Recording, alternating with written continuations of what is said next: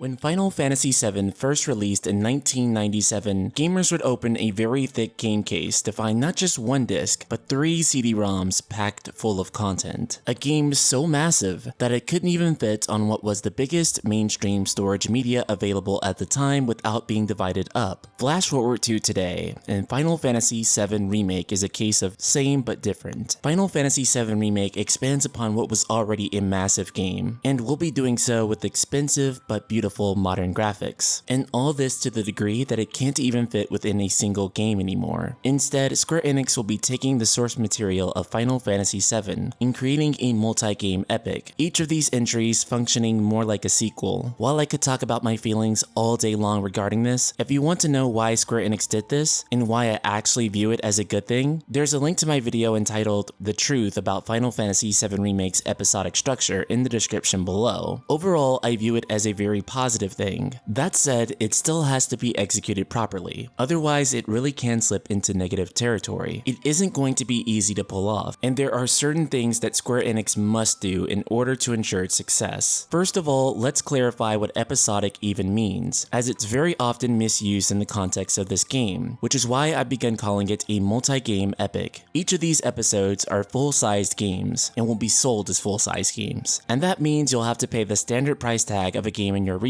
that being $60 here in the United States. These are going to be full retail games, each of them with a box and a disc you can buy in a store. And no, you aren't getting Final Fantasy VII in short, little under 10-hour experiences, but rather the playtime and releasing structure has been compared to that of the Final Fantasy XIII trilogy, which features 3 full-size games, and each of these games were released just shy of 2 years apart. It's currently unknown exactly how many games a Final Fantasy VII Remake will be, but I am most certain that it will be about 3 games. And for those of you who still don't get it, imagine a movie being made into a 12-episode TV show. As you can imagine, every single concept from the movie is going to get explored in a much more extreme level of detail, and the TV show overall would still tell the same story as the movie. That's basically Final Fantasy VII Remake. And because Final Fantasy VII Remake is a series that is dramatically expanded from the original, much of its balancing and other concepts have to be reconsidered. It makes one ask the question, how should Final Fantasy VII Remake's episodic structure be done? One of the biggest concerns that a lot of people have is if and how save data will transfer between episodes. This is honestly a tough question, and there are numerous ways in which they could approach this. The first option is that they don't let you transfer anything, and each game has its own unique balancing. But let's be honest, this probably wouldn't be received too well, even though it would be the best thing for the game balancing. It's not what people would want when experiencing a remake of Final Fantasy VII. The second and more broadly desired option is to let you transfer everything. The problem here is that there's a decent number of people who will get to the game's level cap and then be stuck looking stupid when the game becomes mind-numbingly easy. If even Final Fantasy XV's open world could cause this problem, just imagine a multi-part Final Fantasy VII remake. To counter this, they could enforce a lower level cap than 99 in the first volume. Suppose that the level cap for the first game is arbitrarily level 40. Then in the next game, you'd have a slight head start, without feeling ridiculously overpowered. You may already be familiar with this concept from the Dot Hack games. For example, the first volume of Dot Hack GU had a level cap of 50, and then volume 2 had a level cap of 100, so on and so forth. In that sense, it's also not vastly different from how an MMO raises its level cap with each new expansion. Even still, since each part is a full-sized game, you need to do a variety of new things like new swords for Cloud, so that there ends up being more than just a handful available in each episode. Then there's also materia, which of course would have to be growth capped in some way as well. Either that or introduce Ja and Za level magic in the later games. But also, this balancing almost necessitates a hard mode for those who max themselves out in the first game, and are left with the next game being broken easy. Overall here, my biggest concern is the game being able to maintain a sense of challenge, something something that many people felt that Kingdom Hearts 3 and Final Fantasy 15 had major problems with. Then of course, there's how frequently these volumes will roll out, and